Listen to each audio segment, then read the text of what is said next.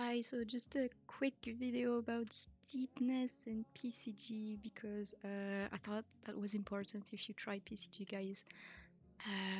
I was trying to understand what is steepness. The definition was pretty hard when it was written, but when you see the video I linked, it starts to be a little bit easier to understand. But then if you take your graph, I know my graph is bad, but it's an old one. You know, it's very messy. Look, it's catastrophe. I would have to redo it again. But anyways, uh, take the trees, for instance.